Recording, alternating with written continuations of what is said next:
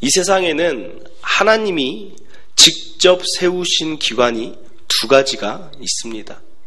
하나는 아담과 하와를 통해 세운 가정이고, 또 하나는 예수님이 세우신 교회입니다. 오늘은 특별히 교회에 대해 생각해 보길 원합니다. 요즘 시대의 문제 중에 하나가 교회들이 자꾸만 무너진다는 거예요. 한국의 기독교뿐 아니라 유럽의 교회 역시 나이트클럽으로 팔리는 데가 있어요. 그리고 도서관으로 팔리고 미술관으로 팔리고 있습니다. 심지어 독일에서는 어떤 일들이 일어나냐면, 어렸을 때 유아 세례를 받은 사람들이 유아 세례증을 가지고 와서 이거는 부모가 준 거기 때문에 나는 이 유아 세례증을 반납하겠다. 그만큼 기독교가 유럽이 쇠퇴해가고 있다는 거예요. 미국도 마찬가지예요. 잘못된 세상의 문화들을 너무 많이 받아버렸어요. 그래서 어떻게 하냐면, 지난번에 뉴스를 보는데, 기사를 보는데, 동성애자를 목사 한 수를 주고 있다는 거예요. 그게 지금 미국에서 일어나고 있는 일입니다.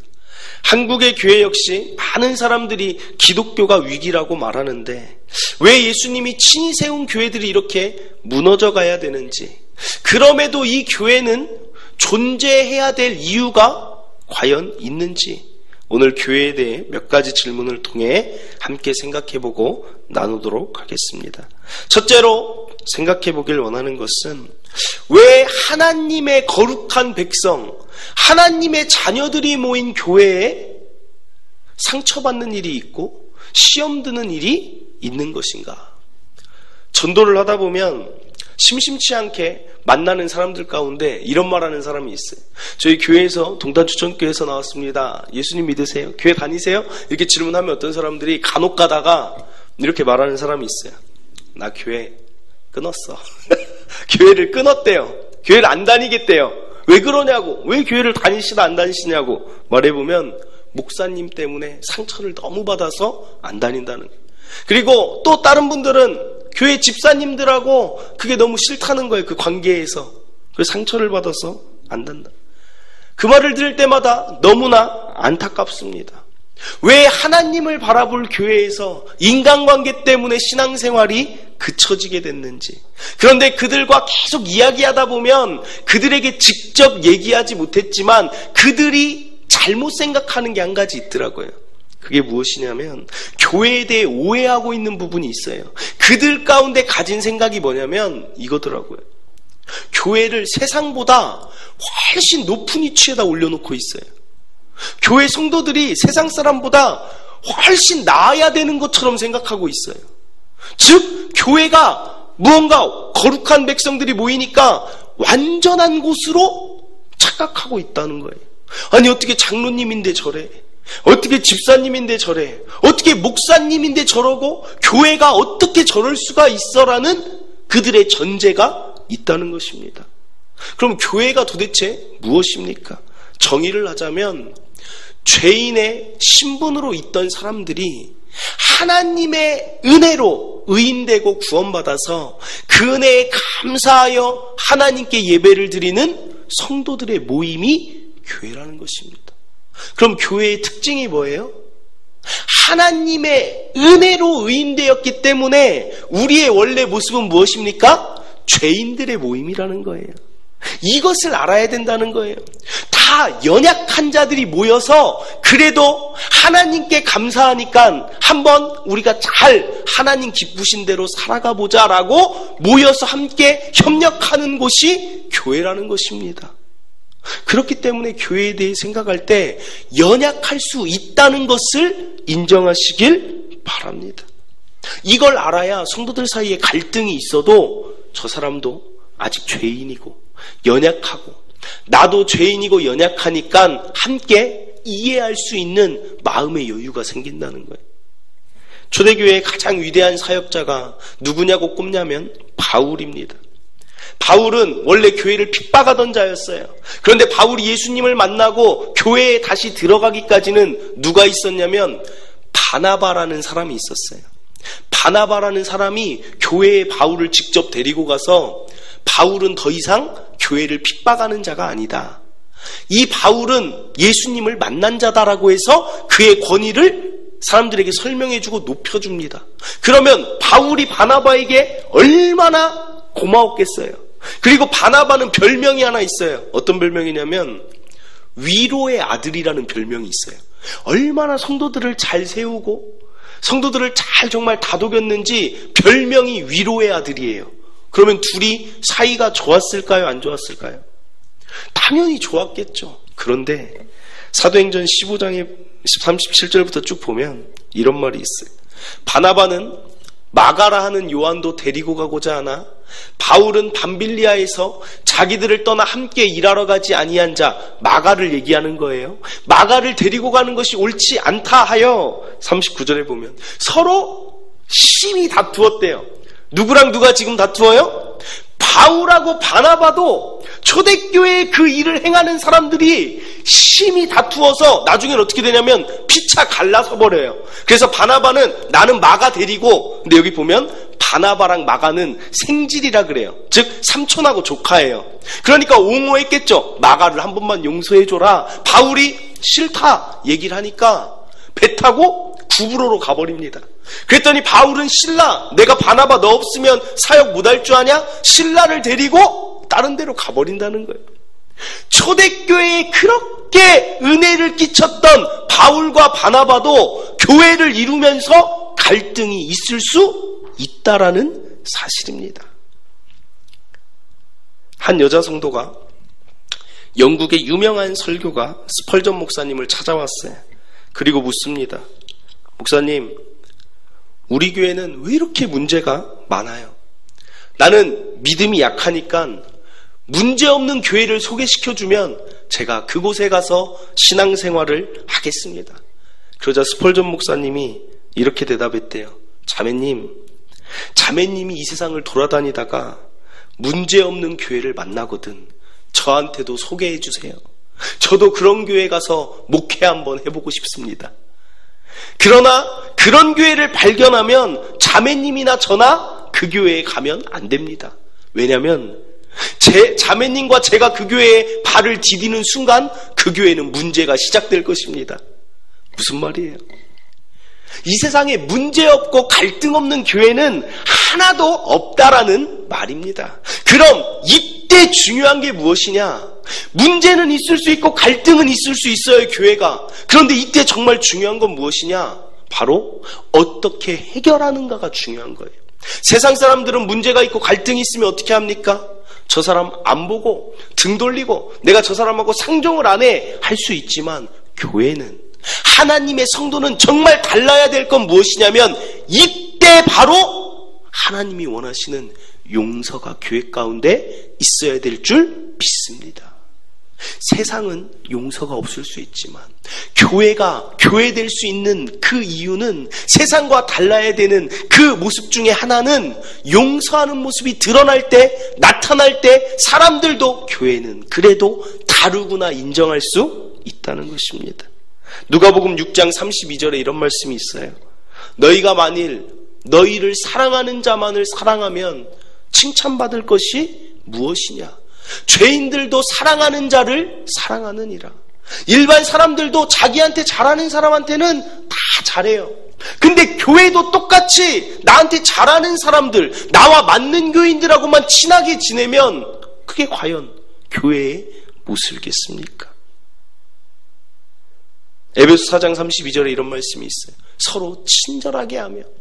얼마나 서로 친절하게 안 하면, 사도 바울이 직접 얘기를 해요. 성도들한테, 에베소 교인들한테 서로 친절하게 하며 불쌍히 여기며 서로 용서하라.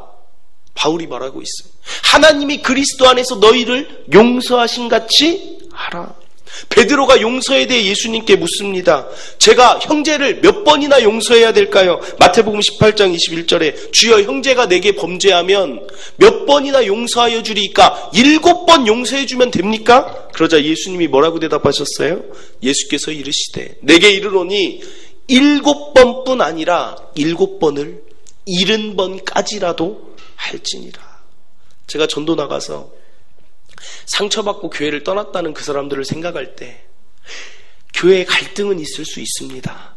그러나 안타까운 게 그때 정말 예수님이 말한 저 말씀을 기억하면서 내가 그 형제를 용서하고 내가 그 형제를 품어주면서 당신이 교회를 나가려는 그 상황이 오지 않도록 서로 친절하게 대하고 불쌍히 여겼다라면 얼마나 좋았을까. 저렇게 길거리에서 마치 하소연하듯 내가 교회에서 상처받았습니다 하는 성도들이 생기지 않았을 텐데. 사랑하는 성도 여러분, 교회가 세상과 달라야 될 것은 바로 용서하며 서로 함께하는 모습인 줄 믿으시길 바랍니다. 그때 세상이 자기들이 할 수 없는 일이기 때문에 교회를 인정하게 되는 것입니다. 동탄초청교회 이제 막 시작하는 교회예요. 그러면 앞으로 여러 사람들을 우리가 이 교회에서 만나게 될 거예요. 여러 사람들이라는 소리는 무엇입니까? 각각 다르다라는 거예요.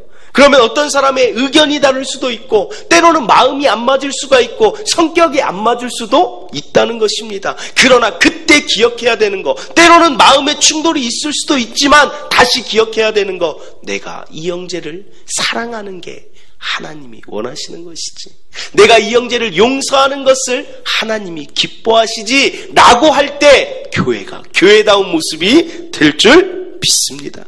둘째로 생각해 볼 것, 우리가 교회라는 이름으로 지금 이렇게 예배 드리는 것처럼 꼭 함께 모여서 예배를 드려야 되는가?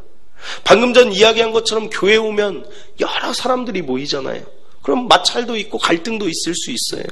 그런데 무엇 때문에 굳이 함께 모여서 예배를 드려야 됩니까? 그냥 나 혼자 잘 믿으면 안 됩니까? 실제로 이러한 질문을 하면서 교회를 떠나 혼자 예배드리는 사람들이 요즘 너무 많아진대요. 너무 많아져. 그래서 그들이 어떻게 예배드리냐면 뭘로 예배드릴까요? 영상이잖아요. 영상. 집에서 그냥 영상 보고 혼자 예배를 드린다는 거예요. 그럼 제가 궁금했어요. 그러면 예배는 드리는데 하나님께 헌금은 어떻게 드리냐? 헌금 어떻게 드려요? 요새 영상에 보니까 그 교회 계좌번호가 올라와 있더래요. 그래서 헌금도 걱정할 게 없어. 계좌 이체하면 돼요. 이런 시대가 됐다는 거예요. 그리고 어떤 사람들은 CBS 다큐 이런 거 나오는데 그냥 가족끼리만 예배드리고 싶대요. 기성교회가 싫어서 가족끼리만 예배드리는 자들이 있고, 또 하나 가장 많이 교회를 떠나는 자들이 청년들인데, 청년들은 어떻게 예배드리는가, 이게 다큐를 찍었는데 카페에 주일날마다 모여가지고 자기들끼리 한 명씩 정해서 오늘은 네가 말씀 준비해. 그리고 그 카페에서 한 명이 말씀 전하면 같이 나누고 예배를 드린다는 거예요. 그런데 제가 그 모습을 보면서 제가 가진 의문이 하나 있어요. 어떤 의문이냐면, 과연 그 혼자 드리는 예배가 정말 은혜가 있을까? 그들의 태도가 오늘 우리가 이렇게 모여서 예배당에서 예배 드리는 것처럼 정말 자신을 정갈하게 가꾸고 하나님 앞에 시간을 정해 나와서 하나님께 예배 드리는 것처럼 11시가 되면 딱 정해진 시간에 하나님 앞에 딱 그 영상을 보고 앉아 있을까 과연? 그리고 또 하나는 정말 찬양할 때 자신의 힘을 다해서 그 모니터 앞에서 혼자 거실에서 손을 들고 찬양을 할까? 말씀 끝나고 만약에 목사님이 기도하자 하면 그 거실에 혼자 서서 하나님 하면서 과연 통성 기도를 하면서 아니면 마음속으로 간절히 정말 기도를 할까? 혼자 드리는 예배 하나님이 받으십니다. 그런데 그 혼자 드리는 예배가 과연 얼마나 은혜가 지속될까? 가정 예배도 마찬가지예요. 주일날 예배 드리고 집에서 가정 예배 드리는 거 너무 좋은 모습입니다. 그러나 주일의 예배를 가정으로 대체하기는 부족함이 있지 않을까요? 아버지가 자녀와 와이프를 위해 말씀을 얼마나 연구할 수 있겠으며, 어머니가 준비한 찬양 선곡이 자녀들과 얼마나 맞을 수 있겠으며, 자녀들의 신앙교육이 교회에서 각 부서 예배를 드리는 것처럼 눈높이로 드릴 수 있겠느냐는 말씀입니다. 제가 이렇게 그게 쉽지 않을 거다라고 생각하는 이유는 과학적으로도 통계가 돼 있어요. 무슨 통계냐? 유튜브에 보면 목사님들 설교 있죠? 유튜브를 딱 클릭해서 보면 밑에 통계라고 나와 있어요. 그럼 그 통계에 뭐가 나와 있냐면 조회수도 나와 있고 누적 시청 시간이 나와 있어요. 그리고 평균 시청 시간이 얼마나 되는지 다 나와 있습니다. 그리고 언제 그걸 가장 많이 봤는지. 그런데 유명한 목사님들 1시간 설교 몇 분이나 사람들이 평균적으로 볼 것 같아요? 그걸 클릭하고 몇 분 정도 볼 것 같아요? 보니까 15분 봐요. 15분. 그게 통계라니까요. 많은 사람들이 은혜 받아야지 하고 클릭을 했다가 15분 좀 보다가 그래 이런 말씀이구나 하고 끊어버린다라는 거예요. 그 혼자 드리는 예배가 쉽지 않다라는 말씀입니다. 사랑하는 성도 여러분, 교회를 하나님이 괜히 세워주신 게 아닙니다. 아담을 지으시고 하나님이 사람들에게 하신 말씀이 있어요. 아담에게 여호와 하나님이 이르시되 사람이 혼자 사는 것이 좋지 아니하니 내가 그를 위하여 돕는 배필을 지으리라. 그러면 신앙생활도 마찬가지 아니겠습니까? 혼자 신앙생활하는 것이 좋지 아니하니 내가 그를 위하여 교회 공동체, 함께할 수 있는 공동체를 세워주신 것입니다. 예수님도 마찬가지예요. 이 땅의 구원사역 혼자 이루시지 않았어요. 12명의 제자를 세우시면서 제자 세운 이유를 말합니다. 다음과 같이 말해요. 이에 12를 세우셨으니 이는 자기와 함께 있게 하시고 또 보내사 전도도 하며. 여기서 잘 보세요. 전도가 앞에 있는 게 아니에요. 예수님은 자기와 함께 하기를 원하셨다는 거예요. 사람이 함께해야 되는 것은 하나님의 형상으로 지음받았기 때문에 당연한 것인 줄 믿으시길 바랍니다. 혼자서는 약하다는 거. 이번에 다니엘 기도회 우리 진행 중이잖아요. 사실은 제 마음 가운데 조금 걱정을 했어요. 어떤 걱정이냐면 첫 번째는 몇 분이나 오실까? 왜냐면 처음 해보니까. 두 번째는 과연 이 TV로 영상으로 이게 보는데 그래서 제가 스크린도 큰 거를 가져와야 되나 막 가져오기도 하고 이게 과연 얼마큼 성도들에게 은혜가 있을까 그런 마음이 들었어요. 그런데 감사하게 많이 참석하고 계시고 또 감사한 거는 혼자 만약에 이걸 보고 했다면 그렇게 찬양할 수 없을 건데 함께 하니까 어때요? 해보니까 아시잖아요. 영상으로 설교를 본다고 해도 함께 하니까 찬양의 힘이 있다는 거예요. 함께 말씀 들으니까 집중이 되고 아멘 아멘 하는 걸 보면서 같이 은혜가 돼요. 그래서 저는 더 좋은 게 뭐냐면 같이 같은 말씀으로 은혜 받고 함께 은혜 받고 그냥 이렇게 서로 봐도 보이잖아요. 은혜를 정말 많이 받으시고 있구나도 보이고 참 이런 한두 마디 서로 나눌 때 은혜가 더 배가 되는 것을 느낀다는. 사랑하는 성도 여러분, 함께 할 때 은혜가 되는 줄 믿으시길 바랍니다. 지금 이 시대 가운데 교회를 자꾸만 분열시키려고 하는 것은 사단의 계략이라는 거예요. 히브리서 말씀에 보면 모이기를 패하는 어떤 사람들의 습관과 같이 하지 말고 오직 권하여 그날이 가까움을 볼수록 더욱 그리하자. 모이기를 힘써야 됩니다. 교회는 계속 모이고 함께 할 때 은혜가 넘칠 줄 믿습니다. 함께 신앙생활하는 저와 여러분 되길 바랍니다. 마지막 질문. 교회에서 예배만 드리면 안 되는가? 꼭 교회에서 헌신하고 봉사해야 되는가? 이런 질문도 사람들이 할 수 있어요. 그냥 교회 가서 예배 드리면 됐지 라고 말하는 사람들이 있기 때문입니다. 제가 이 질문에 대해 답을 드릴게요. 예배만 드려도 됩니다. 교회에서 예배만이 아니라 예배를 잘 드리는 게 교회에서 가장 제일 되는 일이에요. 그게 하나님을 영화롭게 하는 것이기 때문에 예배만이 아니라 예배를 가장 잘 드리셔야 됩니다. 그런데 요즘 사람들이 예배의 은혜를 찾아 이 교회 저 교회를 막 돌아다니는 거 저는 정말 지혜롭다고 생각해요. 예배의 은혜를 있는 곳으로 가야 돼요. 그런데 여기서 한 가지만 더 좀 생각해 보면 예배의 은혜가 도대체 무엇이고 예배의 은혜가 어디서부터 어떻게 나오게 되는 것인가 생각해 보면 1차적으로 예배의 은혜는 전적으로 하나님의 주권적인 역사입니다.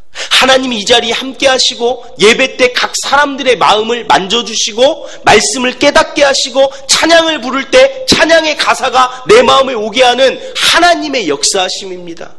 그런데 또 하나는 2차적으로는 잘 생각해 보면 누군가는 반드시 그 예배를 위해 섬기기 때문에 예배가 더 은혜가 풍성해지는 것입니다. 예를 들어 볼게요.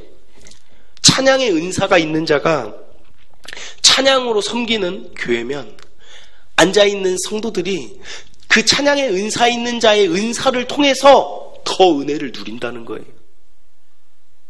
그리고 보이지 않는 곳에서 그 예배를 만약에 방송실이면 귀에 음향이 잘 들어올 수 있게 누군가는 그것을 하기 때문에 예배가 매끄럽게 진행되고 거슬리지 않는 것입니다. 그리고 요즘 다 차를 가지고 다니시죠? 차를 가지고 다니는데 생각해 보세요. 분당의 어떤 교회 같은 경우는 주차난이 너무 심각하대요. 교회는 한정돼 있고 주차장은 한정돼 있는데 그래서 매주 주일이 뭐 1부, 2부, 3부 막 이렇게 있으니까 서로 차가 빠지고 들어오는 것 때문에 주차 전쟁이래요. 근데 그러다 보니까 성도들이 서로 얼굴을 붉히는 일이 생긴다는 거예요. 이제는 뭐 어차피 너무 사람 많으니까 누가 누군지 모르니까 막 삿대질하는 일들이 있어요. 그럼 잘 생각해 보세요. 그곳에 만약에 누군가가 그런 일들을 예방하기 위해서 주차 봉사를 해주니까 그 사람이 은혜 받지 않겠어요? 무슨 말이에요? 교회 처음 갔는데 주차하러 딱 갔는데 서로 다투어요. 그리고 겨우 차 대고 예배당 들어오면 그 사람의 그날 예배가 은혜가 있겠습니까? 없겠습니까? 사람 마음이라는 게 참 그래요. 한번 마음이 딱 갇혀버리면 하나님 말씀 들어도 여전히 분이 풀리지 않아요. 씩씩거리면서. 무슨 말인지 아세요? 주차로 봉사하는 그 한 사람의 섬김, 추운 날도 코트를 입고 와서 섬기는 한 사람이 있기 때문에 예배가 더 예배되고 교회의 은혜가 있는 교회다라고 인정받을 수 있다라는 사실입니다. 다음 세대 예배도 마찬가지잖아요. 어른들이 자녀들과 예배 드리는 게 가장 좋은 일이지만 사실은 집중이 잘 안 돼요. 그런데 어떤 사람은 자기가 먼저 장년 예배를 드리고 그 다음에 교육부서 예배를 내가 그 아이들을 위해 섬기겠다라고 헌신하고 봉사할 때 자녀들을 맡기고 거기서 넌 은혜를 받아라. 나는 장년 예배에서 은혜를 받겠다라고 하는 게 아닙니까? 예배의 은혜가 1차적으로는 하나님께서부터 나오지만 2차적으로는 함께 헌신하고 봉사할 때 교회가 은혜가 있고 예배의 은혜가 끼칠 수 있다는 것입니다.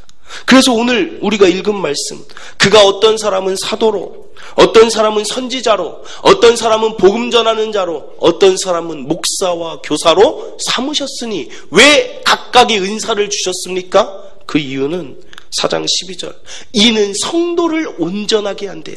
각각의 은사를 사용할 때 내 주변의 성도들이 온전하게 되는 은혜가 있다는 것입니다. 봉사의 일을 하게 하며 그리스도의 몸이 무엇입니까? 성도이며 곧 교회를 세울 수 있다는 것입니다. 우리가 예배에 은혜만을 사모하는 것도 그게 너무나 좋지만 우리가 같이 나의 은사를 사용할 때 모든 자들에게 은혜가 넘칠 수 있다라는 말씀입니다. 이 땅에 교회가 세워진 것도 마찬가지잖아요. 사실은 왜 외국에서 자기들 은혜 받으면 되지 그 은혜 받은 것으로 멈추지 않고 우리나라까지 와서 우리나라 은혜까지 생각하는 어떤 사람들 때문에 그들의 헌신 때문에 이 땅의 교회가 저 말씀대로 그리스도의 몸이 세워졌다는 사실입니다. 사랑하는 성도 여러분, 우리가 지금까지 신앙생활 해오면서 얼마나 많은 사람들에게 은혜를 빚졌습니까? 거저 받았습니까? 그러면 이제는 은혜를 함께 나눌 수 있는 성도들이 되시길 바랍니다. 한 가지만 더 말씀드리고 말씀을 맺습니다. 은사에 대해서 또 이야기를 하면 꼭 이런 분들이 있어요. 어떤 분들이 있냐면 나는 은사가 없습니다. 꼭 있어요. 나는 하나님이 은사를 안 주셨대요. 그래서 저는 예배만 드리겠습니다 하는 분이 있는데 성경에 나온 달란트 비유를 보면 돼요. 주인이 떠날 때 종들한테 물론 달란트의 차이는 있었지만 달란트를 다 주셨다는 거예요. 어떤 사람은 5달란트, 어떤 사람은 2달란트, 어떤 사람은 1달란트를 줬어요. 그런데 5달란트, 2달란트 받은 사람은 열심히 달란트로 섬기고 헌신할 때 또 다른 은혜를 남겼다는 거예요. 그런데 1달란트 가진 사람은 어떻게 합니까? 땅에 묻어둡니다. 그리고 주인이 왔을 때 얘기해요. 내가 이것을 잘 보관해 두었습니다. 그런데 주인이 하는 말, 악하고 게으른 종이다. 달란트는 다 주셨어요. 은사는 다 주셨어요. 사용하는 자는 하나님께 칭찬됩니다. 사용하지 않은 자는 악하고 게으르다, 꾸짖으신다는 사실입니다. 예전에 제가 개척하기 전에 동탄에 있는 교회들을 몇 군데를 돌아봤어요. 교회 분위기가 어떤가 이렇게 돌아봤는데, 어떤 한 교회 갔는데 예배 드리기도 전에 그냥 제 마음이 활짝 열렸어요. 누구 때문에 그랬냐면 안내하시는 분인데 너무 친절하신 거예요. 너무 환하게 웃으시는 거예요. 언제 봤다고 이렇게 환하게 웃으시는지. 들어가자마자 어서 오세요 이렇게 하이톤들, 안내위원들은 좀 하이톤이 해야 되나, 안녕하세요 반갑습니다. 그래서 예 반갑습니다 근데 미소만 봐도 기분이 좋더라고요. 근데 제가 그때 좀 이렇게 목이 말라서 혹시 정수기가 어디에 있나요 했더니 따라오세요 하더니 저기에 있어요가 아니라 눈앞에 보여도 가더니 물컵에다 딱 따라가지고 딱 주는 거예요. 제가 그걸 딱 마시고 있는데 처음 오셨어요? 오늘 예배에 은혜 많이 받으세요 이렇게 하는데 제가 그 교회에 등록할 뻔했어요. 너무 마음이 이렇게 안내위원이 이런 거구나. 앞에서 그 사람의 은사는 뭐예요? 은사 얘기하면 사람들이 굉장히 나의 은사는 뭘까? 거창한 거를 막 생각해요. 아니에요. 잘 웃는 사람은 교회에서 잘 웃으면 그게 자신의 은사로 교회를 세워가는 거예요. 성도를 세워가는 거예요. 잘 웃는 사람은 웃으면 되는 거예요. 찬양을 잘하는 사람은 뭐 하면 돼요? 찬양에 그런 기회가 있으면 그냥 찬양을 하면 돼요. 주차 봉사를 잘하고 내가 식사 봉사를 잘하면 그냥 그 봉사를 잘하면 그게 성도를 세우는 거라는 거예요. 은사 달란트 얘기하니까 또 이게 얼마나 나는 도대체 무엇을 해야 되냐가 아니라 내가 잘하는 것을 하는 게 은사고 헌신이고 그게 곧 교회를 세우는 것인 줄 믿으시길 바랍니다. 사랑하는 성도 여러분, 교회에서 예배만 드려도 되는가라는 질문, 예배만 드려도 되지만 우리 동탄초청교회는 예배에 은혜를 끼칠 수 있는 자까지 우리가 자라나길 간절히 바랍니다. 말씀을 맺습니다. 오늘 교회에 대해 3가지 생각해 봤어요. 첫째는 교회는 완전한 곳이 아니라는 것. 지상교회는 하나님이 세우신 교회의 모습은 완전하지만 이 지상교회는 완전할 수 없다는 걸 아시고, 우리가 때로는 갈등이 있고 때로는 마찰이 있더라도 우리가 해야 될 일은 용서함을 통하여서 사랑함을 통하여서 교회를 세워나가는 것인 줄 믿으시길 바랍니다. 둘째로, 신앙생활은 혼자는 힘들어요. 함께 하세요. 전도서 말씀해 보면 그렇잖아요. 혼자는 넘어지고 2사람이면 맞설 수 있으나 3겹줄은 끊어지지 않는다라는 거예요. 혼자 하면 약하지만 2사람은 그래도 조금 할 수 있어요. 그러나 3사람이 모일 때에는 힘을 낼 수 있다라는 거예요. 신앙생활도 함께 할 때 그게 힘이 되는 줄 믿으시길 바랍니다. 마지막으로, 교회를 위해, 성도를 위해 내가 가진 것이 있다면 사용하시면서 교회를 세워나가실 때 각각의 교회들이 세워지면 그게 곧 한국교회가, 기독교의 위기가 떠나가는 것입니다. 내가 맡은 자리에서 내가 할 수 있는 일을 하는 것이 하나님 나라를 위한 것이고 하나님 교회를 세우는 것인 줄 믿으시길 바랍니다. 우리 이 시간 함께 찬양 부르고 기도하도록 하겠습니다. 찬양은 우리에게 소원이 하나 있네, 찬양의 가사를 생각하시면서 우리 함께 찬양하겠습니다.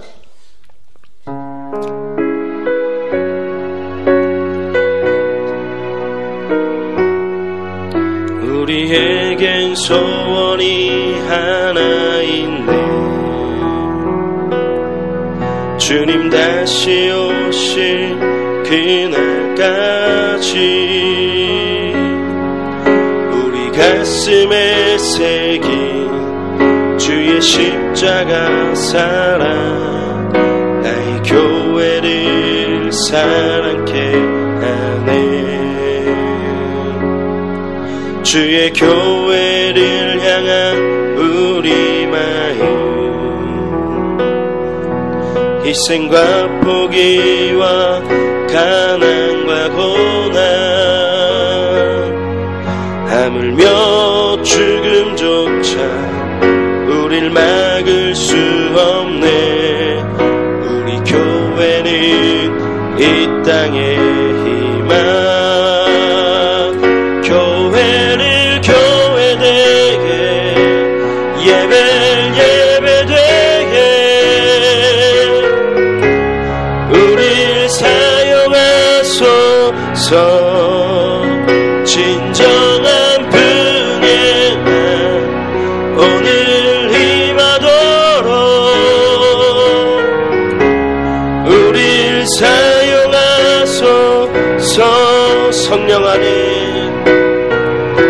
성령 안에 예배하리라. 자유의 마음으로 사랑으로 사역하리라. 교회는 생명이니 교회를 교회되게 예배를 예배되게 우릴 사용하소서. 진정한 분의 날 오늘 임하도록 우릴 사용하소서. 아멘. 한국기독교의 위기를 사람들이 말하지만 그것에 너무 귀를 기울이지 않아도 되는 것이 무엇이냐면 우리가 있는 자리에서 나의 교회를 세워나가면 되는 것입니다. 다니엘 기도회를 보니까 기도 제목이 슬라이드로 막 이렇게 예배 시간 전에 목사님들 교회 기도 제목을 막 봐요. 그러면 다들 바라는 게 뭐냐면 그 지역사의 부흥을 다 바라고 영혼 구원되기를 바라고 교회가 세워지기를 바래요. 제가 그걸 보면서 느낀 게 뭐냐면 한국 기독교는 위기가 아니구나. 저렇게 각각의 교회를 세우기를 원하시는 분들이 있다라면 그 각각의 교회만 세워진다라면 한국의 기독교 전체는 세워지겠구나. 이 땅의 교회가 왜 필요합니까? 이 땅의 교회가 오직 하나님의 마음을 대변할 수 있는 곳이기 때문에 교회가 필요한 것입니다. 아무도 하나님의 마음을 전하고자 하지 않아요. 그러나 교회는 하나님의 마음을 전하고자 합니다. 그들이 설령 믿지 않는 사람이라도, 그 지역이 설령 믿지 않는 사람들이라도 교회는, 성도들은 그 교회를 세워나가며 그 지역을 변화시키를 바란다는 거예요. 그러므로 오늘 한국 기독교의 위기 때문에 마음 아파할 것이 아니라 오늘 내가 있는 이 교회를 내가 헌신하며 내가 이 교회를 한번 잘 세워나가 보리라. 그렇게 하면 각각의 교회들이 그런 움직임들이 있다라면 한국 기독교는 세워지는 것입니다. 사랑하는 성도 여러분, 우리가 한국 기독교를 책임지는 사람이 되길 원합니다. 그것은 각각의 교회를 용서하며 함께 모이며 또한 자신의 은사를 사용하는 것입니다. 우리 시간에 깨달은 말씀 가지고 우리 주여 한번 외치고 교회를 위해서, 이 한국 기독교를 위해서 함께 힘있게 주여 한번 외치고 기도하겠습니다. 주여